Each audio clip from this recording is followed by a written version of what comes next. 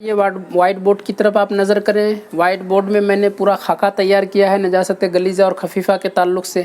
نیز اس میں جانوروں کی اقسام کو بھی بیان کیا ہے جو حلال اور حرام جانور ہیں، پھر اس کی نجاست جو گوبر ہے، پاخانہ اور پیشاب ہے، کون نجاست غلیظہ ہے، کون نجاست خفیفہ ہے، ان سب کو میں نے اچھی طریقے سے خاکہ میں تیار کیا ہے۔ آپ نظر فرمائیں۔ دیکھیے نجاست کی دو قسمیں ہیں، ایک ہے غلیظہ، ایک ہے خفیفہ۔ پھر نجاست غلیظہ کی 3 صورتیں نکل جائے گی، 1 درہم سے زیادہ، 1 درہم سے کم۔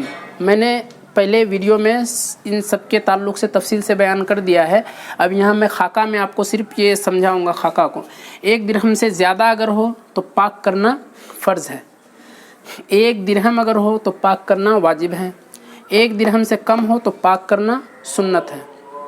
یہ ہے خفیفہ۔ 1/4 سے زیادہ اگر ہو تو پاک کرنا فرض ہے، 1/4 ہو تو پاک کرنا واجب ہے، 1/4 سے کم ہے تو پاک کرنا سنت ہے۔ اب جانوروں کی اقسام کو دیکھیے، کچھ جانور حلال ہوتے ہیں، کچھ جانور حرام ہوتے ہیں۔ تو حلال اور حرام 2 طرح کے جانور، گوبر اور پیشاب ہے۔ تو حلال جانوروں کا گوبر ہے اور پیشاب ہے۔ گوبر تو نجاست غلیظہ ہے حلال جانوروں کا، لیکن پیشاب نجاست خفیفہ ہے۔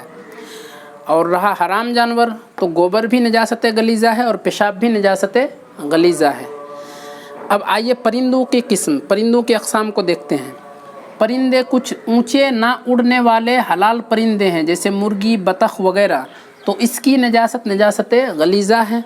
اور اونچے اڑنے والے حرام پرندے جیسے کوا، چیل، باز وغیرہ، تو اس کی بیٹ نجاست خفیفہ ہے۔ اور رہا اونچے نہ اڑنے والے حلال پرندے جیسے کبوتر، مرغابی، قاز، ان کی بیٹ حلال ہے، اگر لگ جائے تو کوئی حرج نہیں ہے۔ تو یہ تھا پورا خاکہ، جس کو نجاست خفیفہ اور نجاست غلیظہ کو سمجھنے میں بہت ہی کارگر ثابت ہوگی انشاءاللہ العزیز۔ آپ اس کی طرف غور سے دیکھیں اور اس کو اچھی طریقے سے سمجھنے کی کوشش کریں۔ امید ہے کہ آپ سب سمجھ گئے ہوں گے۔ تو